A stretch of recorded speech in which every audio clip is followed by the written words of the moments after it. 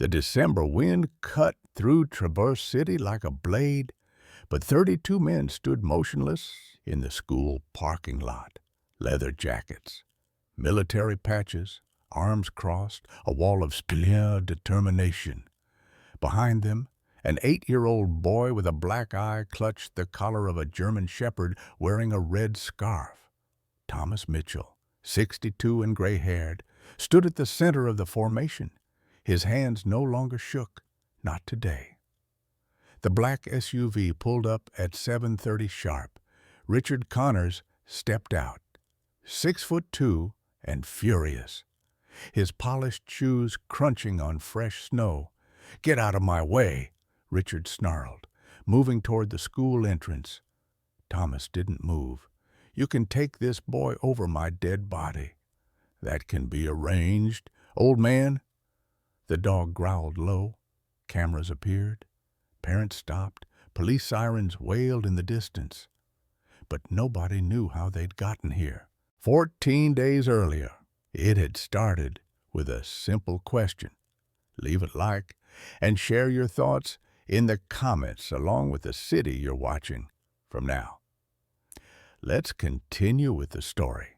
2 weeks earlier, Thomas Mitchell sat alone in Joe's diner, watching snow fall past the frost-covered window. At 62, he looked older than his years. Deep lines curved his weathered face. Gray stubble shadowed his jaw. His hands trembled slightly as they wrapped around a chipped coffee mug, not from cold, but from something the doctors called post-traumatic stress disorder. The apartment he'd returned to later held little warmth. A single bedroom, a bathroom with cracked tiles, a kitchen table set for one. The refrigerator contained expired milk and 3 cans of beer. His medicine cabinet told a different story: pills for his heart, pills for depression, pills to help him sleep through the nightmares that came every time he closed his eyes. 15 years had passed since Margaret died of cancer, her hand growing cold in his while machines beeped their final rhythm. They'd never had children. A miscarriage early in the marriage, then complications that made pregnancy impossible. Margaret had cried for months. Thomas had held her, promised her they'd be enough for each other, but she'd made him promise something else too in those final moments. Find something to live for. She'd whispered, "Promise me you'll find purpose again." He'd failed that promise. His military pension barely covered rent and food. $1,200 stretched impossibly thin each month. Most days, he wondered why he bothered. 3 years ago, he'd lost Max in Afghanistan. His companion, a German shepherd with dark sable fur and eyes that understood things humans couldn't explain. They'd been searching a compound when the explosion came. Thomas had to evacuate wounded soldiers. When he looked back, Max was gone, buried in rubble. The army declared the dog killed in action. Thomas had written 4 suicide notes this month alone. The loaded Colt .45 sat in his nightstand drawer, waiting tonight. He'd told himself, after coffee, after watching the snow. Then the diner door opened. The boy who walked in looked small for 8 years old. Malnourished, Thomas thought with his combat medic's eye. The child wore an oversized hoodie pulled low, but not low enough to hide the bruise circling his left eye, 5 days old. Purple fading to yellow-green. His jeans hung loose on narrow hips. His sneakers had holes in the toes. Behind him trotted a German shepherd. Thomas's coffee cup stopped halfway to his lips. The dog was large, maybe 85 pounds, with a dark sable coat, a red scarf wrapped around its neck, tied by inexperienced hands. But beneath that scarf, Thomas could see the edge of a faded military collar, and above the dog's right eye, cutting through the fur, a distinctive scar. The boy walked directly to Thomas's booth. He didn't ask permission, didn't apologize for interrupting, just stood there, trembling, while the dog sat perfectly at heel. Then the child spoke 5 words that changed everything. "Sir, can you be my dad?" The coffee cup slipped from Thomas's fingers and shattered on the floor. The entire diner went silent. Ceramic shards scattered across the floor. Coffee spread in a dark pool. Margaret Chen, the 67-year-old owner, looked up sharply from behind the counter. Thomas couldn't breathe. His eyes locked on the dog. The German shepherd stared back with an intensity that transcended training. Its tail began wagging slowly at first, then frantically.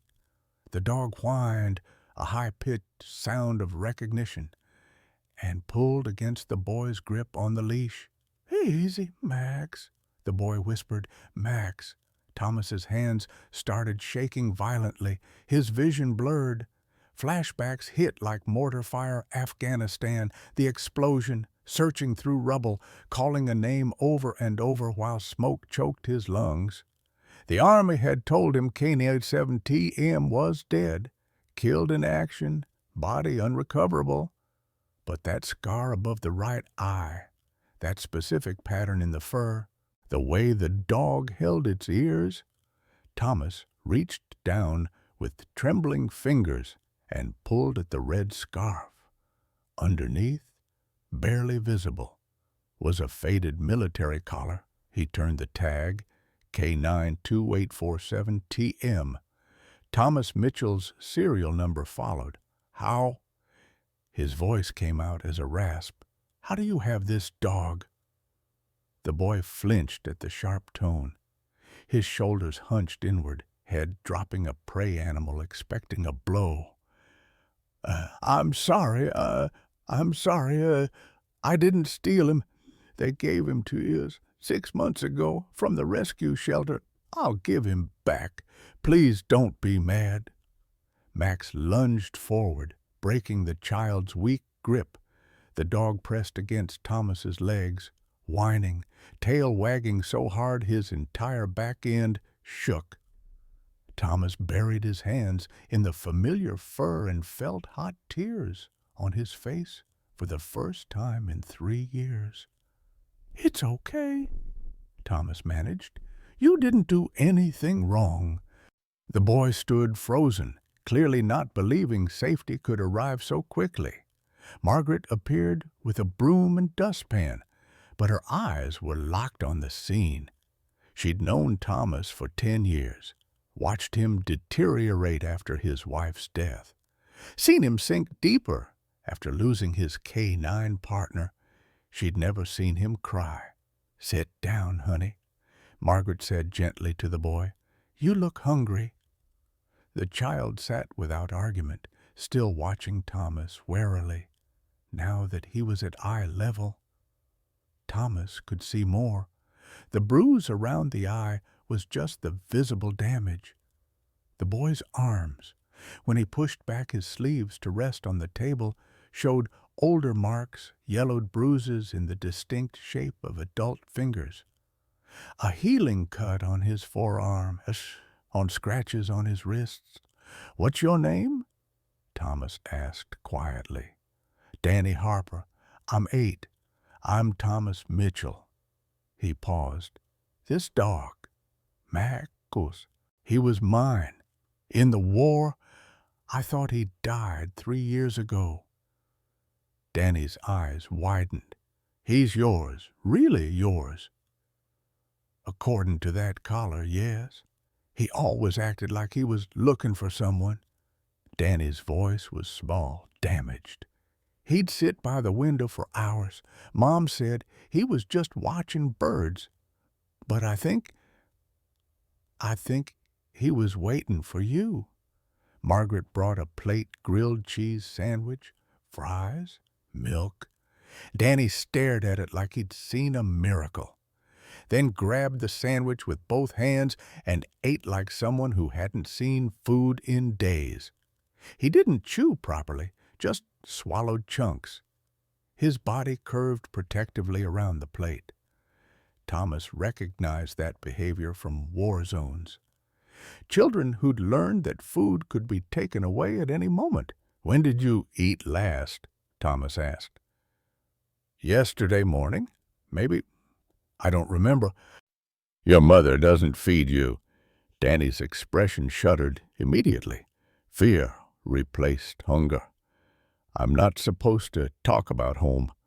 Red flags multiplied in Thomas's mind. The bruises, the starvation, the fear, the specific training in what not to say. "Danny, who gave you that black eye?" The boy's hand moved unconsciously to touch his face. "I fell down the stair. I'm clumsy." The lie was practiced. Smooth, too smooth for an 8-year-old. "Who do you live with?" "Mom and my stepdad, Richard." Danny's voice dropped on the stepfather's name. "Richard hurt you." "I'm not supposed to." Danny's voice cracked. Tears gathered in his eyes. He pushed away the half-eaten sandwich, despite obvious hunger. "I can't." He said, "If I tell anyone, it gets worse." He said no one would believe me anyway because he's an important man and I'm just a stupid kid. Max moved from Thomas to Danny. Pressing against the boy's leg, Danny's hand dropped to the dog's head. Finding comfort, Thomas felt something shift inside his chest. The numbness that had dominated 3 years cracked. Purpose flickered to life. "Danny?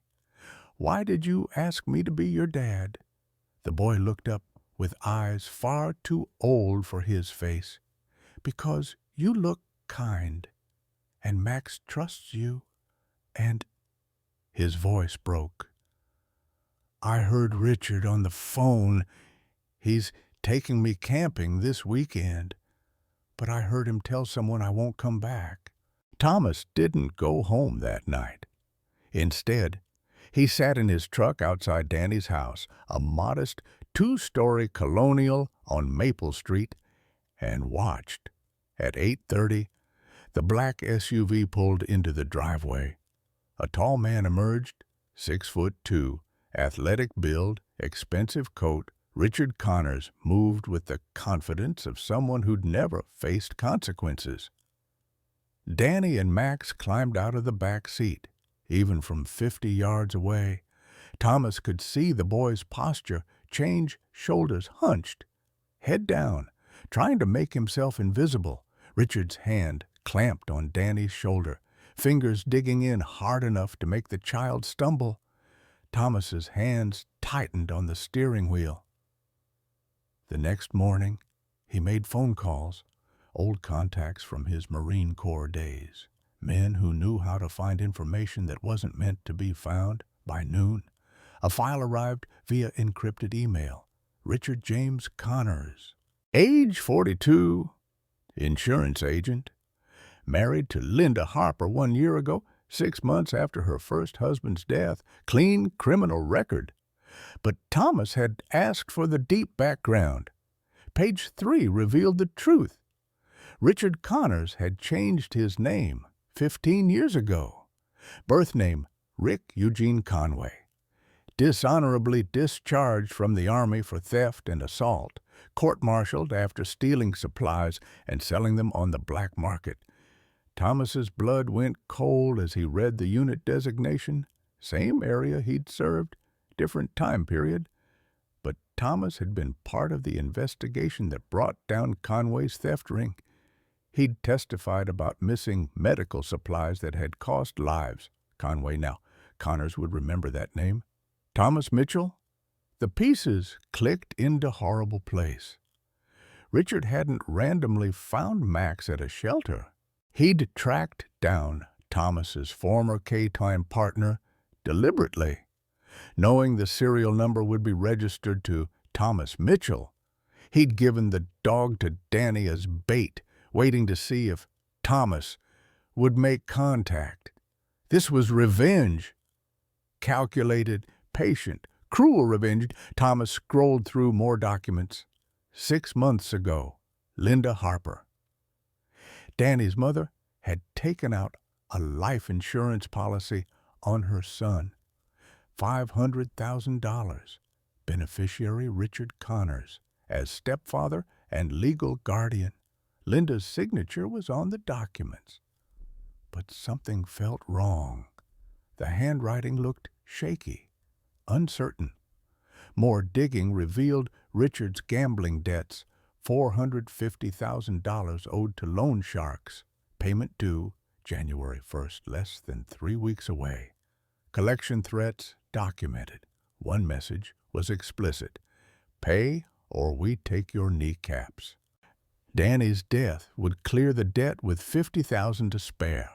Thomas called Child Protection Services first. He spent 45 minutes on hold, listening to automated messages about high call volumes. When a caseworker finally answered, her exhaustion bled through the phone. "Sir, we need concrete evidence of abuse. The child's statements that he fell protect the family's privacy rights. Without physical evidence of immediate danger, he has bruises shaped like handprints. Children bruise easily unless there's active bleeding, broken bones, or witnessed assault." Thomas hung up. The caseworker was managing 47 cases. Danny was a number, not a person. The police station was worse. Officer Jake Morrison, mid-30s, cocky smile, leaned back in his chair when Thomas explained the situation. Richard Connors, stand-up guy, coaches Little League, volunteers at church. Morrison's smile turned cold. "What's your relationship to this family, Mr. Mitchell?" "I'm a concerned citizen." "You're not family. You're not a social worker. Sounds like harassment to me." Morrison stood, using his height as intimidation. "Rich is my buddy from high school. I'd be real careful about making accusations." Thomas left before he did something that would land him in a cell. The lawyer's office offered no hope either. Consultation fee, $500 Thomas didn't have. Custody cases started at $5,000, often reaching $10,000. Without being a blood relative, your chances of custody are virtually zero. Even with evidence, courts favor biological family. Thomas sat in his truck, staring at the gun in his glove compartment. The system was broken. A boy would die while bureaucrats shuffled papers. His apartment door was unlocked when he returned. Margaret Chen sat at his kitchen table, 2 cups of tea cooling in front of her. "You don't break into people's homes," Thomas said, without heat. "I've had a key for 5 years. You gave it to me when you had pneumonia." Margaret's voice was gentle but firm. "Sit down, Thomas." He sat. "My son died in Kandahar in 2003. She pulled a photograph from her purse, a young man in marine dress blues, captain's bars gleaming. Captain David Chen. He wrote letters home about a sergeant who'd saved his unit 3 times. Thomas Mitchell. Thomas remembered the IED that should have killed him. The young captain who'd pushed him out of the blast radius and taken the shrapnel meant for Thomas's chest. "David's last letter said you were worth saving, that you'd do important things." Margaret's eyes glistened. "I have been watching you for 10 years, waiting for you to remember how to live. This boy Danny, he's your purpose. David would want you to fight for him. I can't do it alone." "Then don't." Margaret leaned forward. "You know other veterans. You spent 10 years avoiding them because you felt guilty for surviving. But they're still out there. They're still your brothers. Call them. That night, Thomas pulled up his old contact list. 47 names. Men and women he'd served with, saved, been saved by. He sent a simple message. Brother needs help. Child in danger. Respond if able. By morning. 32 had responded, on our way. December 7th arrived with more bruises on Danny. The boy appeared at the diner after school, moving carefully like everything hurt. He carried his sketchbook drawings that broke Thomas's heart. A stick figure pushed off a cliff. Mountains. Tent. The word goodbye written in crayon. I heard him on the phone again, Danny whispered. Sunday morning, Mount Arrowhead. He told someone I'd slip on ice. His voice was eerily calm, the acceptance of a child who'd given up hope. Can Max stay with you? He's a good boy. He deserves better than me. Thomas gripped the boy's shoulders. You're not going anywhere, I promise. 9 days until the camping trip. 9 days to save a life. December 8th arrived with snow and 32 strangers converging on Traverse City. Thomas's garage became a war room. A space heater fought against the cold. Folding chairs scraped concrete. Men and women flotted in throughout the morning, some driving through the night. Others flying in from across the country. They ranged from 35 to 70 years old. Some walked with canes, others rolled in wheelchairs. One man had a prosthetic leg visible beneath his jeans, but every single one stood straight when they entered. Military bearing, impossible to hide. Sergeant Marcus Webb arrived the first 58. Mechanic's grease still under his fingernails from the shop he'd left in Pennsylvania. He'd lost his left leg below the knee in Iraq, but moved with practiced efficiency on his prosthetic. Lieutenant Sarah Chen landed her private plane at dawn, 45. Margaret's niece. One of the first female combat pilots. She'd flown commercial routes for 20 years, but still kept her flight skills sharp. Corporal James Morrison, no relation to the crooked cop, went by Bear, for good reason. 6'4", 300 pounds, with a teddy bear's gentle nature and a grizzly's protective rage. He ran a youth center in Detroit. Captain William Miller was the oldest at 67, retired JAG officer. He'd left military law to become a civilian judge. Now retired from that too, but his legal mind remained sharp as a blade. Robert Hayes had been a combat medic, now a paramedic in Chicago. At 61, his hands still moved with the swift certainty of someone who'd performed surgery in the back of moving trucks while under fire. 27 others filled the garage. Each brought skills. Each brought scars. Each brought the unshakable conviction that no child would be abandoned on their watch. Thomas stood at the front, Danny's sketchbook in his hands. He passed around the drawings without comment. Grown men who'd survived war zones looked at crayon drawings of abuse and wept openly. Richard Connors plans to kill this boy in 8 days, Thomas said quietly. December 16th, hiking accident on Mount Arrowhead? The boy has a $500,000 life insurance policy.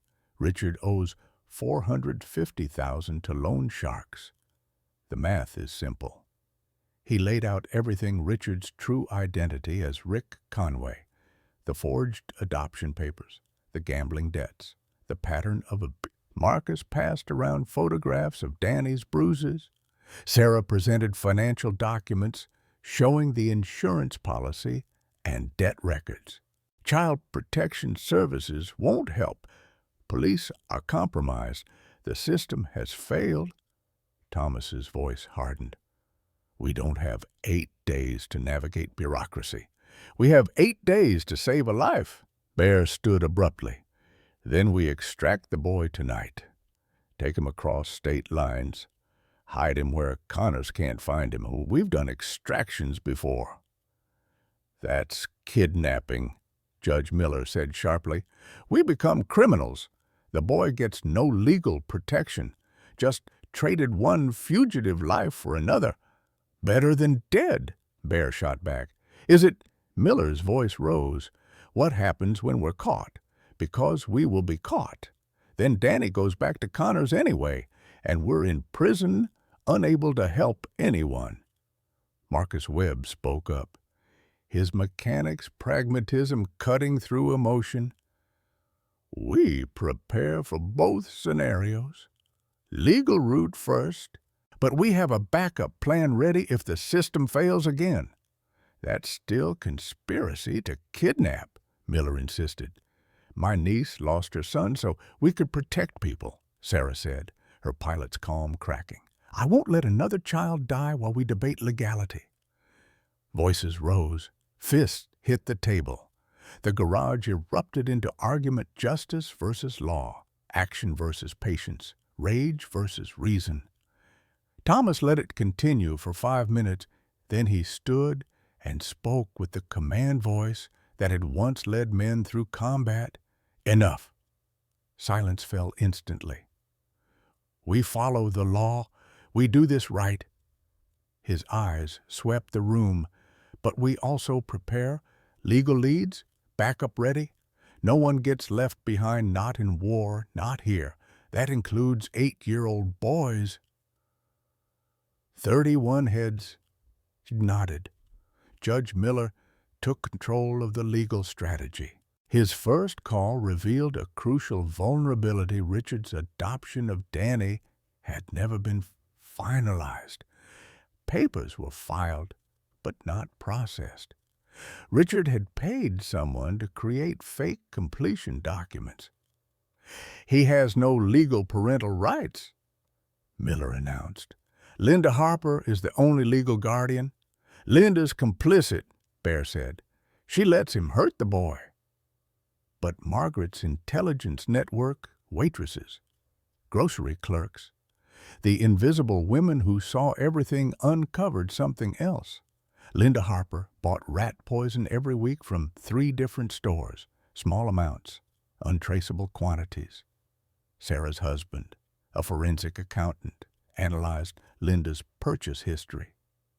She's been poisoning Richard, slowly. Small doses in his coffee, trying to make it look like heart failure. Thomas felt sick. She's trying to kill him. Can you blame her? Bear asked quietly. Judge Miller made a careful call to Linda Harper. They met in Margaret's apartment above the diner. Linda was 35, but looked 50 thin, hollow-eyed, hands shaking as she held her coffee cup. I was going to kill him, she said without preamble. I am killing him, slowly. He'll be dead by March. Why not just leave? Miller asked. Linda laughed bitterly. He killed my first husband, James Danny's real father, 2 years ago. Car accident, they said. But Richard cut the brake lines. He confessed when he was drunk, thought it was funny, said James was weak, that Danny deserved a stronger father's. She pulled out a recording device. I have proof. 8 months of recordings. Him bragging about killing James, about how he'll take care of Danny once the insurance pays out, about the gambling debts. Thomas leaned forward. Why didn't you go to the police? Richard's best friend is a cop, Jake Morrison. They cover for each other. Linda's voice cracked. I tried once. Morrison threatened to arrest me. Take Danny to foster care. Said no one would believe me over Richard's word. So you decided to poison him. I decided to protect my son the only way I knew how. Tears ran down her face. But it's too slow. Richard's getting suspicious. He moved the camping trip up.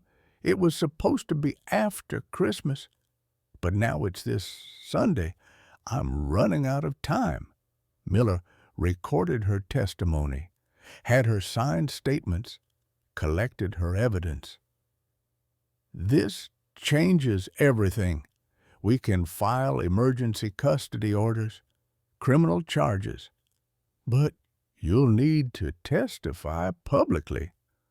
Linda's face went white. "He'll kill me." "We'll protect you," Thomas said. She looked at the old veteran with his trembling hands and sad eyes. "Can you protect Danny?" "I'll die trying." Something in his voice convinced her. Linda agreed to testify, turned over all her recordings, moved into Margaret's apartment for safety. Marcus organized protection details. Veterans rotated in 12-hour shifts, watching Danny's house from unmarked vehicles. They documented every time Richard came home drunk, every raised voice, every time Danny flinched. Sarah volunteered as a substitute bus driver, taking Danny's route. Bear became a playground volunteer at the elementary school. Danny was never alone, never unprotected. Though the boy didn't know about his guardian angels, Robert Hayes examined Danny with Linda's permission. His medical report was damning 14 separate bruises in various stages of healing.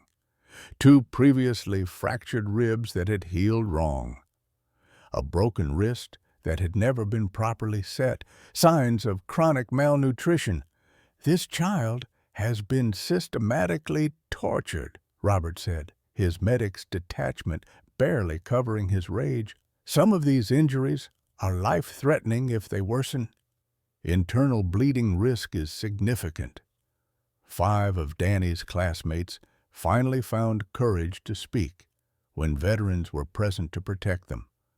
A teacher admitted she'd filed reports that the principal had buried. A neighbor had heard screaming but been threatened into silence by Richard. The school nurse had documented bruises 3 separate times, only to have her reports disappear from Danny's file. But on December 11th, Richard noticed the surveillance. He spotted Marcus's van parked too many nights in a row. He recognized military bearing in the way Bear carried himself at the playground. He saw Thomas talking to Linda through a window. Richard confronted Thomas at the diner on December 12th. The lunch crowd went silent as the tall man loomed over Thomas's booth. "Stay away from my family, old man." Thomas sipped his coffee calmly. "Danny's not your son, not legally." Richard's confident smile cracked. "What did you say?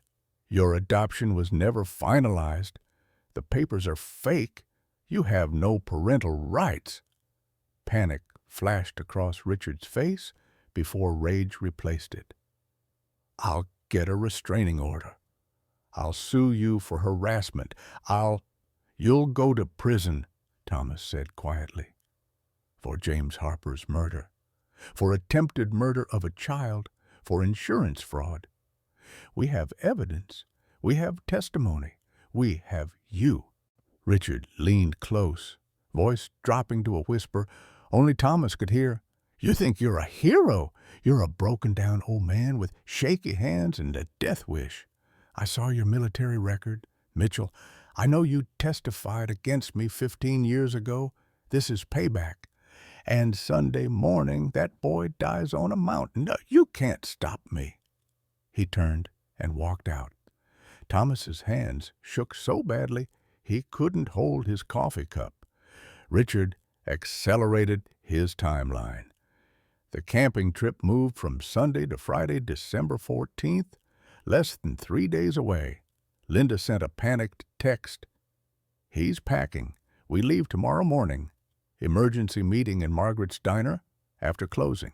Judge Miller had made progress. 2 judges had signed emergency custody orders, but they needed a 3rd signature, and Judge Patricia Owens was on vacation, unreachable. "We're out of time," Bear said. "We extract tonight." "One more day," Miller pleaded. "I can find Owens. I can get that signature." "And if you can't," Sarah asked, "that boy dies while we wait for paperwork." The group fractured. Voices rose. Old arguments resurfaced. Marcus tried to mediate, but the stress of the ticking clock was breaking the fragile unity.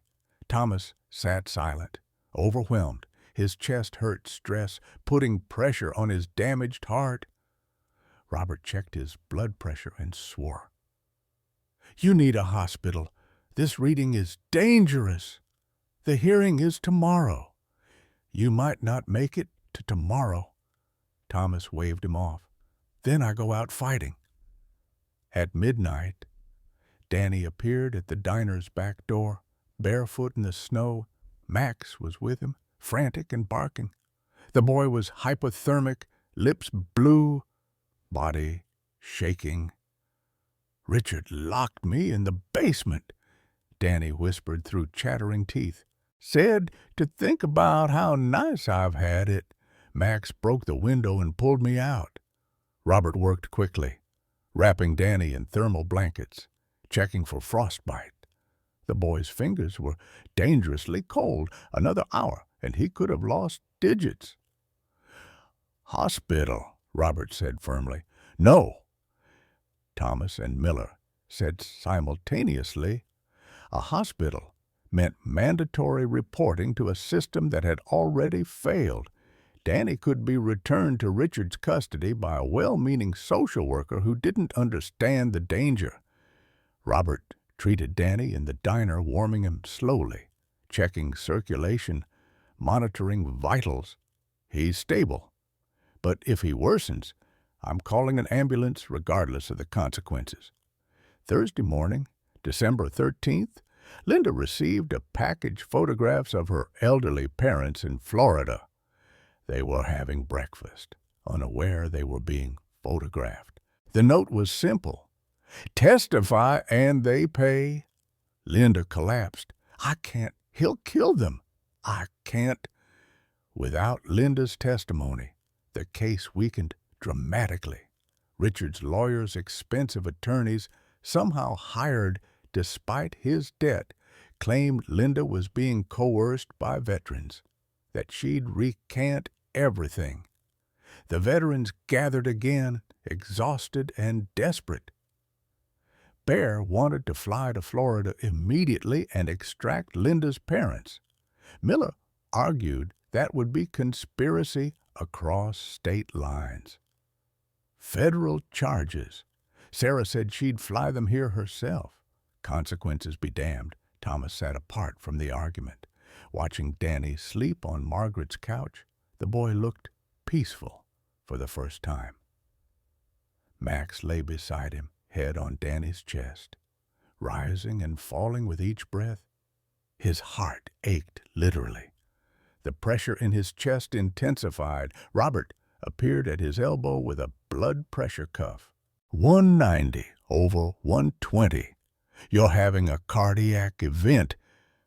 Robert's voice was urgent. Hospital now. The hearing? You'll be dead before the hearing. Thomas looked at Danny, small and broken and trusting. He looked at his 31 brothers and sisters in arms, arguing themselves into fractures. He looked at Max, the dog who'd somehow found him again after 3 years and 900 miles. He thought about the loaded gun in his nightstand that he'd almost used 2 weeks ago. He thought about Margaret's promise to her dead son. He thought about purpose. No hospital. If I'm going down protecting that boy. That night, Thomas couldn't sleep. He sat at his small kitchen table, sorting through Danny's sketchbook one more time. The drawings broke his heart. Progression from happiness to horror, documented in crayon by a child who drew his own death. The last page was new, Danny must have added it recently. It showed an old man, a boy, and a dog. They were smiling. A house behind them, the sun shining. Words in careful printing. My family, my dream. Thomas pressed his palm against the page and wept. Max paced restlessly, whining at Danny's backpack in the corner. The dog wouldn't stop, kept scratching at it frantically. What is it, boy? Thomas unzipped the pack, school books, a lunchbox, and tucked in the small front pocket a device he'd forgotten about, the hidden microphone they'd placed to monitor Richard, still recording. His hand shook as he pressed play on 3 days of saved audio. Richard's voice, "Don't worry about the old man. He'll be dead by spring. Veteran, has heart condition. Easy to trigger. Kid goes back to me. Then the camping accident happens. Just delayed. You'll get your money. Just give me until January." Another file. Richard to his lawyer. "Of course I forged the papers. The mother is weak. The kid is collateral. James Harper was drunk, sure, but I helped him stay drunk. Cut the brake line while he was passed out, made it look like an accident. Married the widow. Perfect crime." A third file. Richard making a call. "Tell Linda her parents will have an accident. A real one, unless she keeps her mouth shut." Thomas's heart pounded. This was everything. Confession to murder, conspiracy, threats, all recorded in Richard's own voice. He called Judge Miller at 3 a.m. "We have him." 5 o'clock Friday morning arrived dark and bitter cold. Thomas hadn't slept. He sat at his kitchen table, staring at the photograph of Margaret, his late wife. Not the diner owner taken 30 years ago on their wedding day. Her smile was radiant, full of hope for a future they'd never have. Her voice echoed in his memory from those final hospital moments. Find something worth living for. On his couch. Danny slept curled under 3 blankets. The boy had stayed overnight for safety, too frightened to return home after the basement incident. Max lay pressed against Danny's side, the dog's head rising and falling with each of the child's breaths.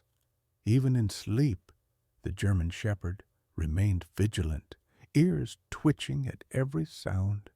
Thomas whispered to the photograph, to his wife's memory, to whatever force controlled the universe. "Today we make it right." His chest ached. The pressure hadn't lessened, despite the medication Robert had forced into him. The combat medic had been blunt. Thomas was operating on borrowed time. His heart couldn't sustain this level of stress much longer. But some things were worth dying for. By 5:30, vehicles began arriving in Traverse City from all directions. Marcus Webb's wheelchair van pulled up first, modified hand controls gleaming in the streetlights. Bear Morrison's motorcycle roared through the pre-dawn darkness despite the freezing temperature. Sarah Chen had landed her small plane at the municipal airport at 4:45, touching down in conditions that would have grounded commercial flights. They converged on Traverse City Elementary School like a military operation. 32 men and women, ages ranging from mid-30s to early 70s, some walked with canes, others bore visible scars. One woman had a prosthetic arm. 2 men rolled in wheelchairs, but every single one stood or sat with military bearing that 15 years of civilian life couldn't erase. Each wore a black leather jacket. On the back, patches proclaimed Operation Guardian above an emblem showing a shield protecting a child. Silent nods passed between them. Firm handshakes, the economy of movement that came from shared experience in places where words weren't needed. At 6:30, they took positions. The school sat on the corner of Pine and Maple, a brick building that had educated Traverse City's children for 40 years. The front entrance faced a small parking lot. Beyond that, Joe's Diner, where Danny now waited with Margaret, safe behind locked doors, watching through frost-covered windows. 32 veterans formed a line across the school's front walkway. They didn't block the entrance that would be illegal, but their presence was unavoidable. Arms crossed, faces stern, standing absolutely silent in the falling snow. Max sat at the center of the formation beside Thomas. The dog's alert posture mirrored the humans around him, a soldier among soldiers. At 6:45, a white news van pulled up. Reporter Katie Walsh emerged 30-something, sharp-eyed, and, according to Margaret's intelligence network, the daughter of a Marine who composed in Desert Storm. She'd received an anonymous tip about a story at the elementary school. Her cameraman began setting up. Katie approached Marcus. Microphone ready. "Sir, can you tell me what's happening here?" Marcus's voice was gravel and certainty. "Justice. Watch and see. At 7 o'clock, Principal Helen Morrison, no relation to Officer Jake Morrison, called the police from her office. There are protesters blocking the school entrance.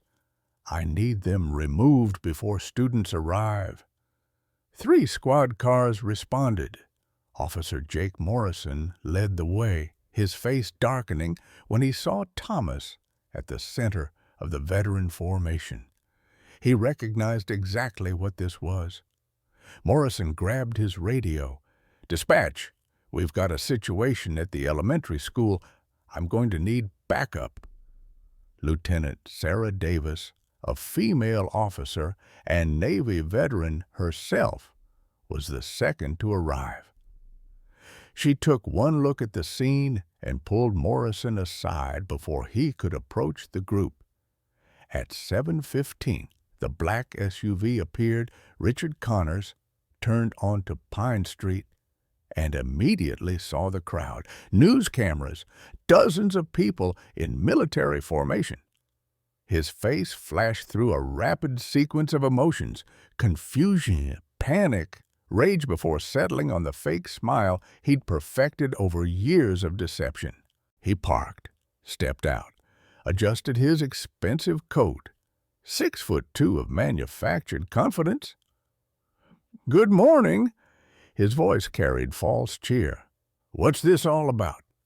Thomas stepped forward. The line of veterans parted for him like a door opening. At 5'10" and 62 years old, he should have been dwarfed by Richard's physical presence.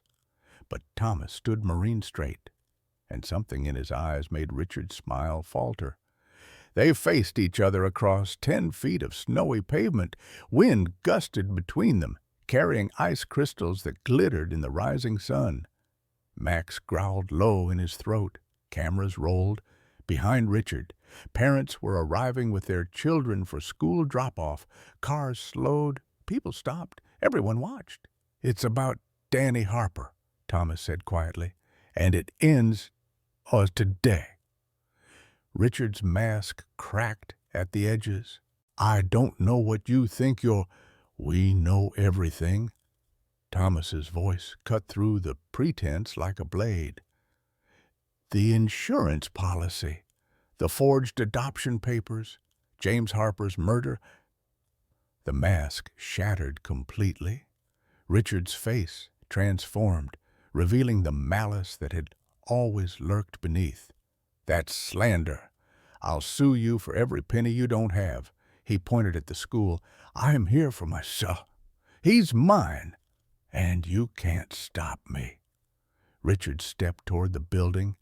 32 veterans didn't move, didn't blink, didn't give an inch. Richard tried to push through. His shoulder connected with Bear Morrison's chest, 6'4", 300 pounds of immovable resistance. Bear didn't even rock backward. "You're assaulting me!" Richard screamed toward the police. "Officer Morrison, arrest these people." Jake Morrison approached, his face a mixture of duty and doubt. "Sir, you need to step aside, all of you. You're interfering with—" "We're on public property, exercising our right to peaceful assembly," Thomas said calmly. "You're interfering with school operations." Lieutenant Davis appeared at Morrison's elbow. "Jake, I need to show you something, now." She pulled him aside, away from the cameras and crowd. From her patrol car, she retrieved a folder, thick, official, undeniable. Judge Miller had provided it at 6 that morning. Insurance documents, forged adoption papers, Linda Harper's signed testimony, financial records showing gambling debts, and most damning transcripts of the recordings from Danny's backpack, Richard's own voice confessing to murder. Morrison's face went white as he read. His hand shook. "My God, I almost—" "He's my friend. I've known him since high school. I didn't—" "You didn't know," Davis said firmly. "But now you do. What are you going to do about it?" Morrison stood frozen for a long moment. Then he closed the folder, straightened his shoulders, and walked back to Richard. "Sir, I need to ask you some questions." Richard's confident smirk returned. "Finally, arrest these—" "Actually, sir, I have a warrant for your arrest." Morrison pulled papers from his belt. "Issued this morning by Judge Patricia Owens. Emergency order based on evidence of fraud, conspiracy to commit murder, and child endangerment." The color drained from Richard's face. "What? That's impossible. You can't—" "No." Richard's composure exploded. "That boy is mine. I've invested too much." His hand flashed to his jacket. The knife appeared so quickly that several parents screamed. Richard lunged toward the school entrance, the blade catching morning light. "If I can't have him, nobody can." In the crowd gasped. Cameras zoomed. Children shrieked. Max moved. The German Shepherd's military training activated after 3 years of dormancy. He launched from his sitting position with the explosive power of 85 pounds of muscle and loyalty. Max hit Richard center mass, tackling him to the pavement with a technique perfected through years of war zone deployment. The knife skittered across ice. Richard screamed, thrashing. Max's jaws clamped on Richard's forearm, not biting through, not drawing blood, but controlling with precisely calibrated pressure, holding the threat immobile. "Max, hold!" Thomas's command cut through the chaos. The dog obeyed perfectly, maintaining his grip while Richard howled. Officers moved in. Morrison and Davis pulled Richard's arms behind his back. Handcuffs clicked. Max released on Thomas's signal and trotted back, sitting at attention beside his handler. The dog's tail wagged once. Every camera had captured it. "Dog hero saves school." The headlines would write themselves. Movement in the crowd. Linda Harper emerged from where she'd been hiding among the veterans.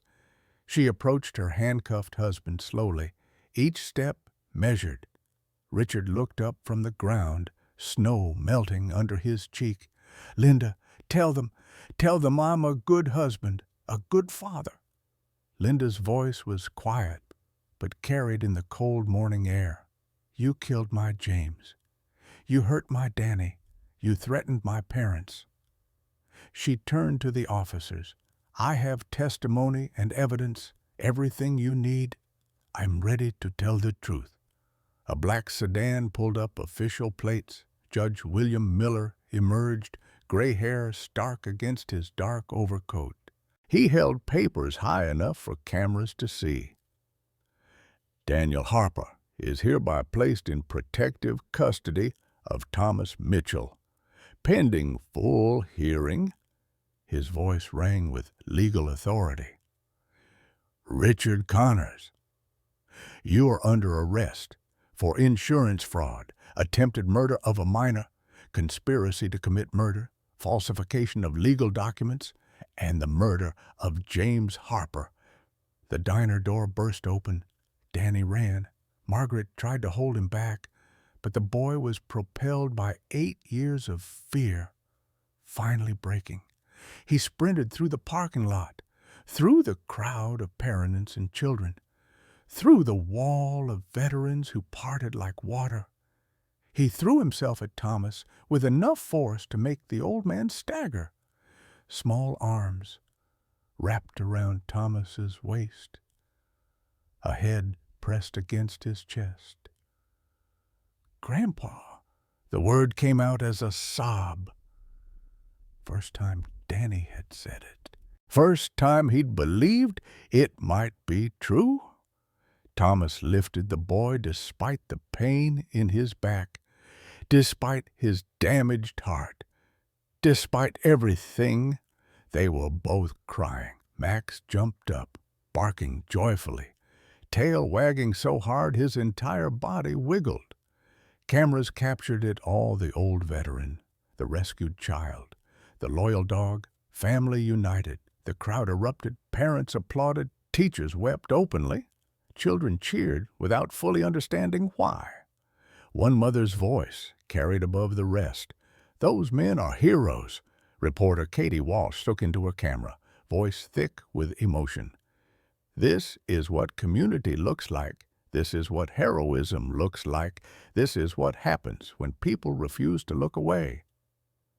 The 32 veterans stood in formation.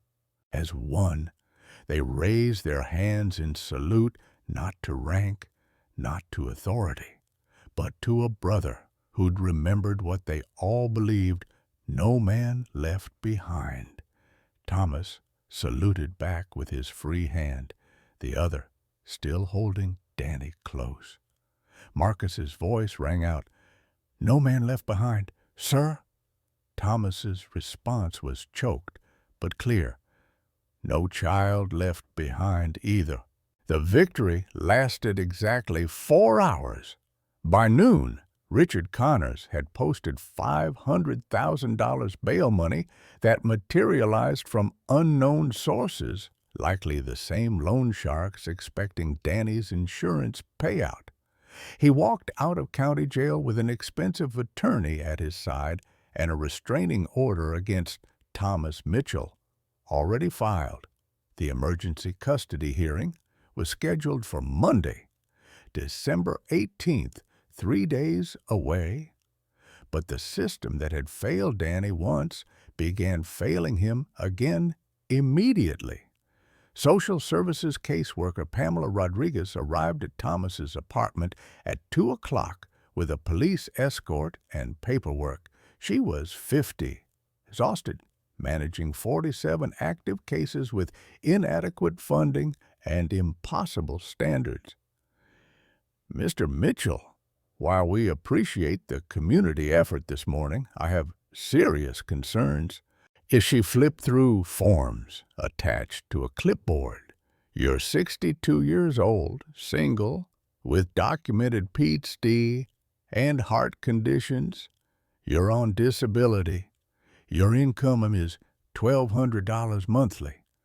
This apartment is 400 square feet with 1 bedroom. Thomas stood in his doorway, Danny behind him clutching Max's collar. I can provide for him. Can you? Rodriguez's voice wasn't unkind, just tired. Child Protective Services requires adequate housing, stable income, demonstrated child care experience, and physical capability to care for a minor. You have none of those qualifications. I have love. I have commitment. Love doesn't pay for food, Mr. Mitchell. It doesn't provide health insurance or handle a traumatized child's behavioral issues. She looked past him at Danny. The boy needs therapy, medical care, stability. Can you afford that? Thomas's silence was answer enough. I'm recommending temporary foster placement pending Monday's full hearing, a licensed home with resources and experience. No. Danny's voice was small but desperate. Please, I want to stay with Grandpa Thomas. Rodriguez softened slightly. Honey, Mr. Mitchell isn't legally your grandfather. The court hasn't granted custody yet. We need to follow proper procedures. Proper procedures almost got him killed, Thomas said quietly. And vigilante justice could have gotten everyone killed. Rodriguez straightened her papers. You have until Monday to demonstrate adequate living arrangements, stable finances, and child care capability. Otherwise, Danny goes to foster care while we investigate long-term options. She left. Thomas closed the door and leaned against it, feeling every one of his 62 years. Public opinion, which had been unanimously supportive that morning, began to fracture. Social media exploded with debate. Conservative outlets praised the veterans. Heroes defend innocent child. Liberal commentators questioned the methods. Vigilante justice sets dangerous precedent.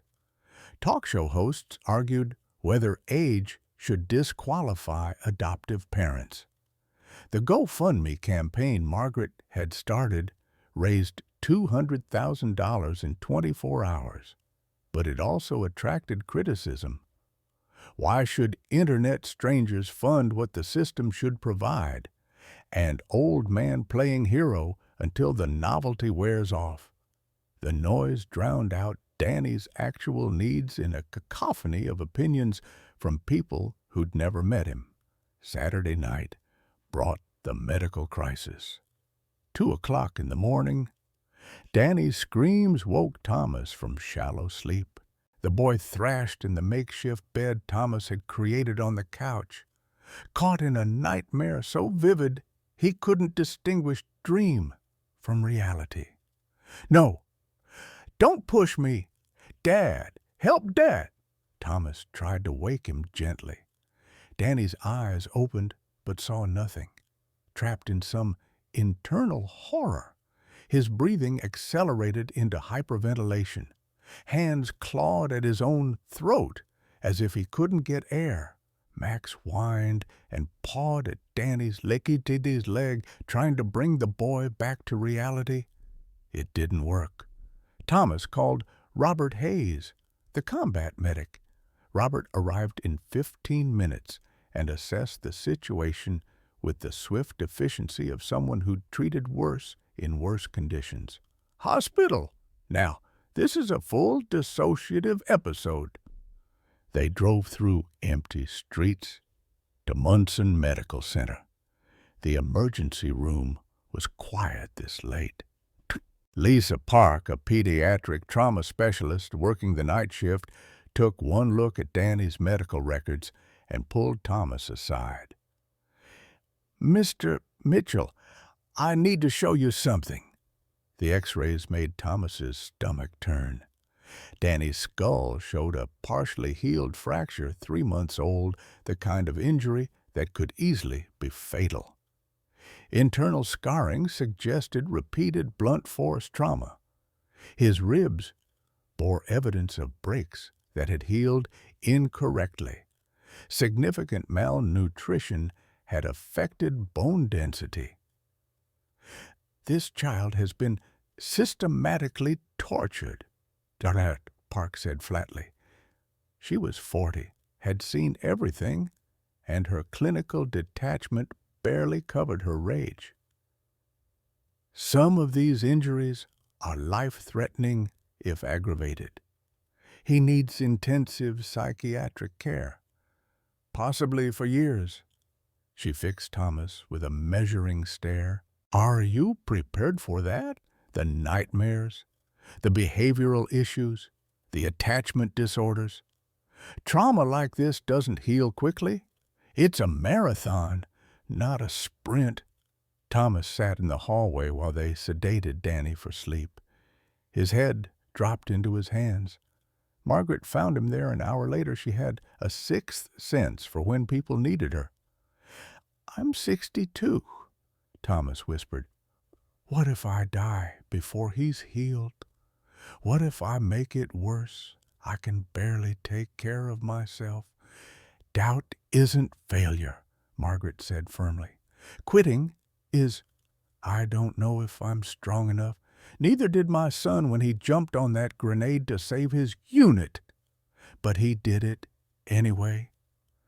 In the hospital room, Danny woke briefly, saw Thomas through the glass, and his face crumpled with fear. "Are you leaving me too?" Thomas entered, sat on the bed's edge. "Never. Everyone leaves." Danny's voice held the brutal honesty of trauma. "Dad died. Mom picked Richard over me. You'll die too. Old people die." Thomas had no answer to that truth. He could only hold the boy and hope it was enough. Sunday morning brought Richard's counterstrike. Linda Harper, staying in Margaret's apartment for safety, received a package. Inside were photographs, her elderly parents eating breakfast in their Florida retirement community, unaware they were being watched. The accompanying note was simple: "Testify Monday, and they pay." Linda's panic attack was immediate and severe. She called Judge Miller, hands shaking so badly she could barely hold the phone. "I can't testify. He'll kill them. He'll actually do it." Without Linda's testimony, the case's foundation crumbled. Richard's legal team immediately filed papers claiming Linda was being coerced by veterans, that she'd recant everything, that this was all a misunderstanding blown out of proportion. The veterans gathered for an emergency meeting in the diner. After closing, the stress and exhaustion of 5 days finally broke their unity. "We fly to Florida, extract the parents, bring them here under protection." Bear's voice was adamant. "That's conspiracy to kidnap across state lines." Judge Miller countered. "Federal charges for everyone involved. We're already in this deep, and if we act illegally now, we lose Danny anyway when we're all in prison." Sarah Chen stood abruptly. "You care more about law than life." "Law is what protects life," Miller shot back. The argument escalated, shouting, accusations flying, old resentment surfacing under pressure. Marcus tried to mediate, but even his pragmatic calm couldn't bridge the divide. Thomas sat silent through it all. One hand pressed against his chest where pain radiated outward in waves. Robert noticed. He checked Thomas's blood pressure and swore, 190 over 125. "You're having a cardiac event, hospital now. Hearings tomorrow. You might not survive until tomorrow. Then I go out fighting." Margaret watched sadly as the group fractured.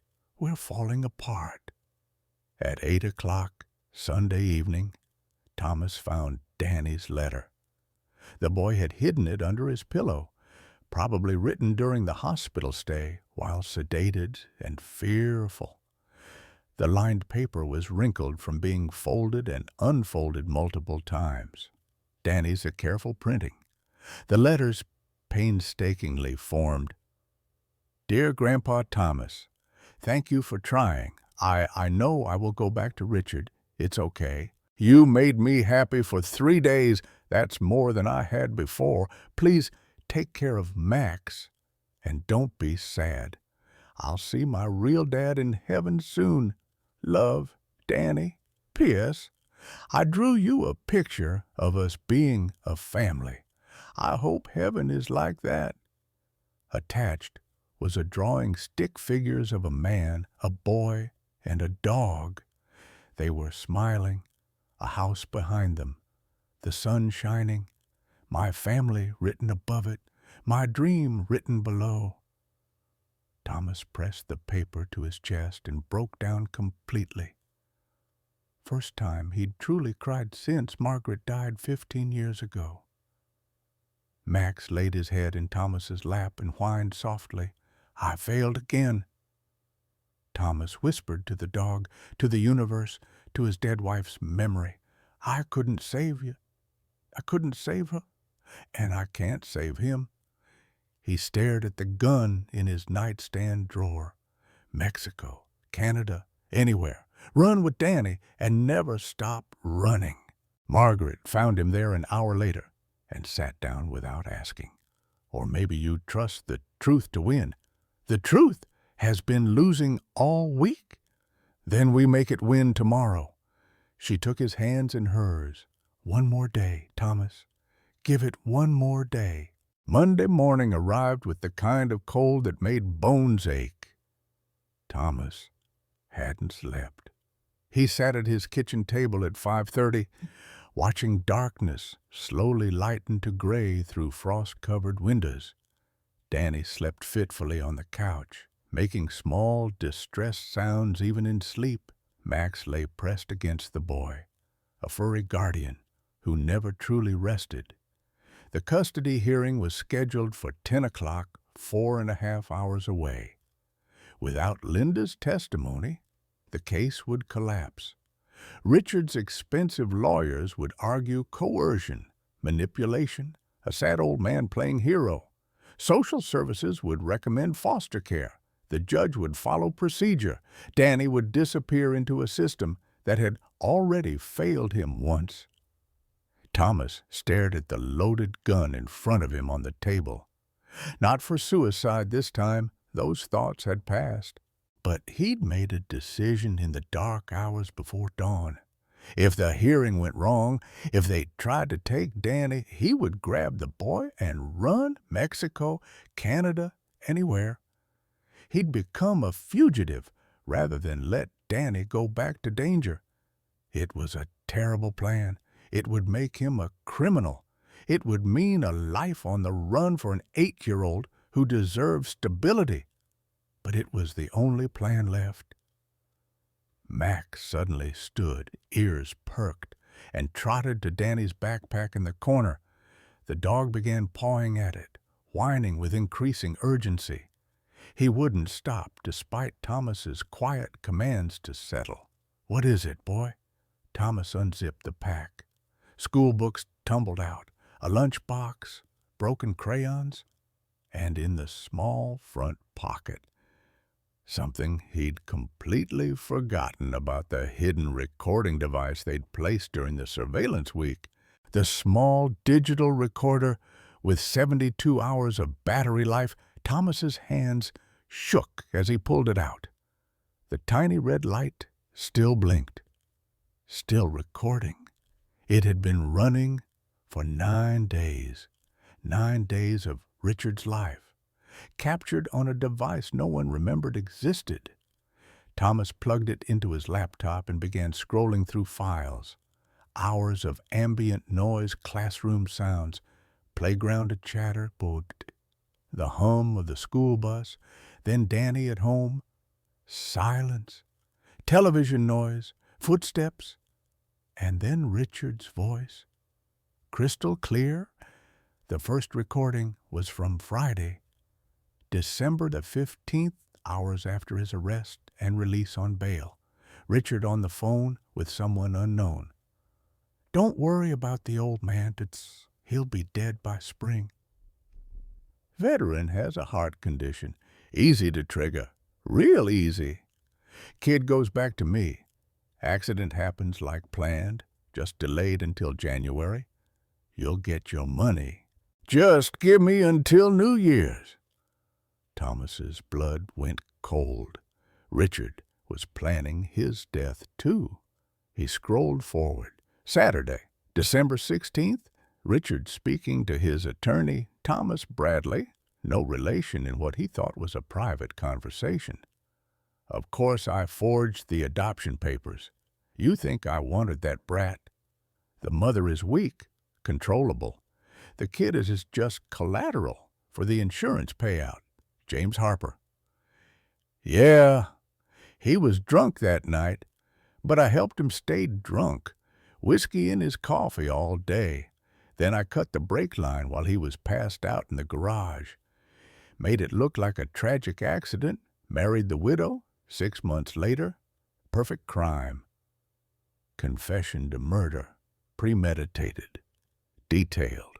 In Richard's own voice. Thomas's heart pounded so hard it hurt. He kept scrolling. Sunday, December 17th. Richard making a call. Listen carefully. Linda Harper's parents live in Sunset Gardens Retirement Community in Tampa, Unit 247. I want them to have an accident. Nothing traceable. Fall downstairs, gas leak. I don't care. Just make sure Linda knows what happened. That's the message. Testify, and they're next. Criminal conspiracy. Threats. All documented. Thomas grabbed his phone with shaking hands and called Judge Miller. 6 o'clock in the morning, but this couldn't wait. We have him. We have everything. By 6:30, the veterans had reconvened in Margaret's diner. Judge Miller played the recordings on a portable speaker. The room fell silent, except for Richard's voice admitting to murder, conspiracy, and threats. When it finished, Bear broke the silence. That son of a bitch. This is admissible evidence, Miller said, his lawyer's mind already working. Recorded in a public school with reasonable expectation of surveillance. His own voice, no coercion. This changes everything. What about Linda? Marcus asked. She's still terrified to testify. We show her this, Sarah said firmly. She needs to hear him admit he killed her husband. They drove to Margaret's apartment above the diner. Linda answered the door with hollow eyes and trembling hands, looking like she hadn't slept in days. When Judge Miller explained they had new evidence, she shook her head. It doesn't matter. He'll kill my parents. Listen first. Miller pressed play. Richard's voice filled the small apartment. Linda's face went white as she heard him confess to killing James, cutting brake lines, keeping him drunk, calling it a perfect crime. Her hands clenched into fists. Tears streamed down her face when the recording reached Richard's order to have her parents killed. Something inside Linda broke. Not broke down, broke open. The fear that had controlled her for 2 years shattered under the weight of pure rage. He killed my husband. Her voice was steel. He was going to kill my son. He threatened my parents. She looked up at Judge Miller. I'm testifying. I don't care what happens to me. That monster is going to prison forever. Your parents, Miller began. I'll handle it. Sarah interrupted. She was already on her phone, making calls. I can be in Tampa in 2 hours. I'll extract them myself. Fly them back here. Military precision operation. They'll be safe before Richard knows what's happening. Linda stared at Sarah. You'd do that for people you've never met. No man left behind, Sarah said simply. That includes grandparents. By 7 o'clock, Sarah was wheels up in her small plane, heading south. Marcus coordinated with 2 veterans living in Tampa who'd responded to the original call for help. They'd have Linda's parents secured within the hour.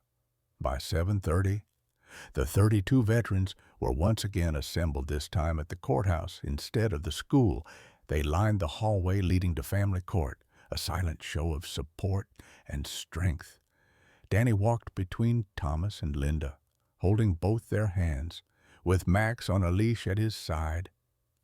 Richard arrived with his attorney, At 8:15, confident and smirking, he saw the veterans and his expression faltered.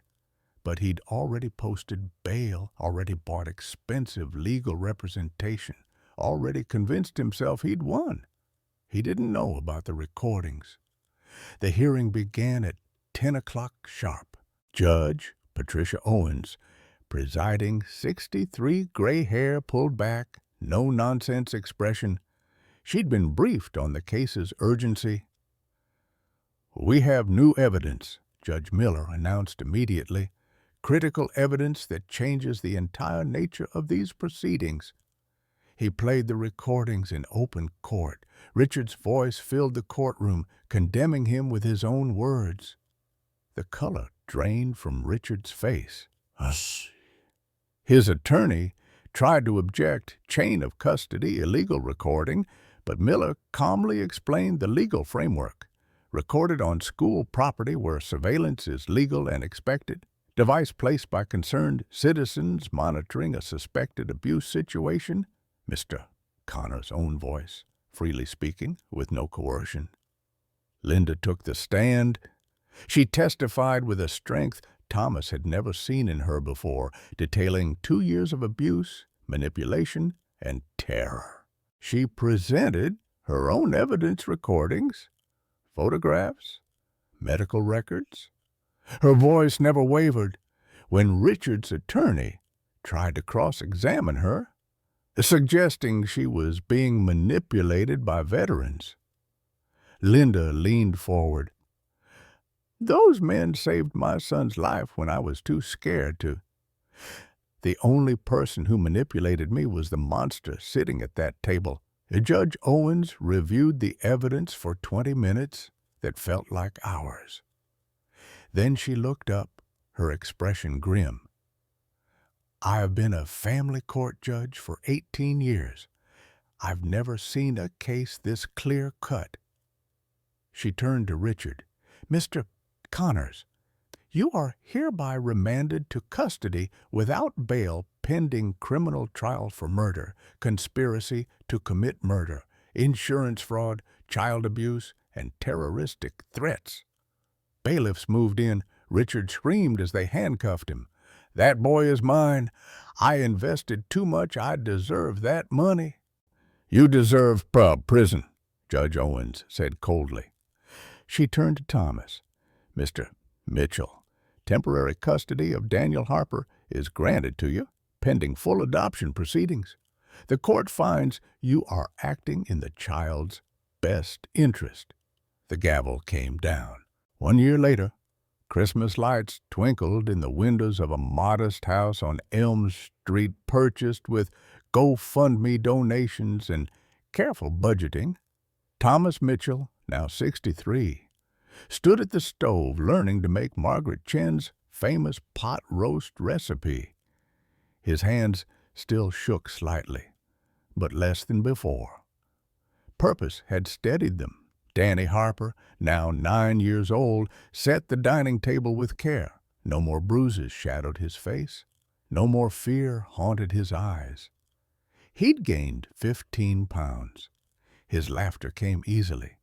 The nightmares still visited sometimes, but therapy was helping. And Thomas was always there when darkness came. Max slept by the fireplace, gray threading through his muzzle, but content. The old German shepherd had earned his rest. The house itself was small, but warm 2 bedrooms, a real kitchen, a backyard where Max could run. Danny's room overflowed with books, art supplies, and drawings that no longer depicted violence, but instead showed families, dogs, and hope. His latest sketch hung on the refrigerator. Tom, Danny, and Max under a Christmas tree. The word home written in careful letters. The doorbell rang. Guests arrived in a steady stream. Margaret Chen carrying her famous apple pie. Linda Harper, with a year of sobriety and healing in her eyes. Judge William Miller and his wife. Marcus Webb in his wheelchair. Bear Morrison bearing gifts. Sarah Chin, fresh from a morning flight. Robert Hayes, with his medical bag he still carried everywhere out of habit. 10 people squeezed around a table meant for 6. Loud, chaotic, but full of love. Danny was asked to say grace. He folded his small hands and spoke with the seriousness of a child who understood what he'd been saved from.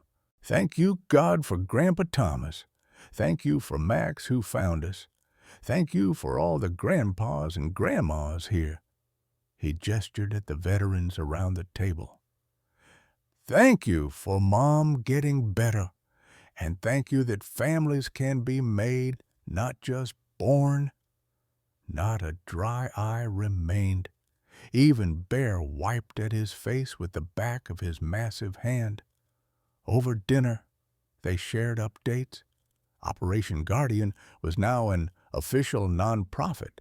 127 children rescued from abuse in its first year, with 200 veterans involved nationwide. Thomas served as spokesman, traveling to new chapters, telling Danny's story to give other children hope. Richard Connors was serving 25 years without parole. Linda had full custody of Danny, but had signed papers agreeing Thomas would be his primary guardian.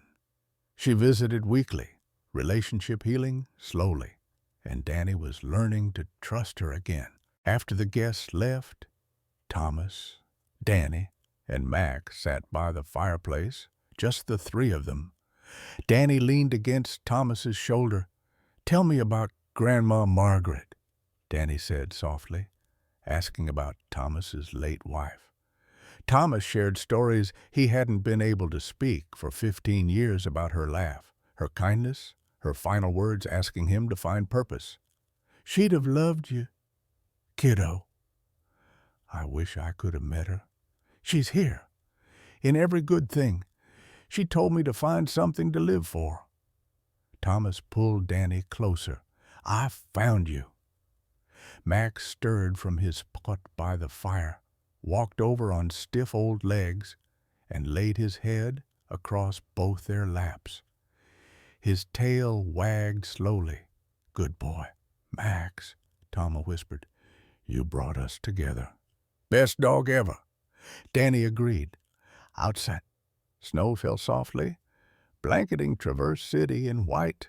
But inside the small house on Elm Street, warmth and light pushed back the winter cold. Thomas looked at his grandson not by blood, but by choice, and the dog who'd somehow found him again after 3 years and 900 miles. His chest no longer ached with loneliness. His hands no longer reached for the gun in the nightstand. The suicide notes were long since burned.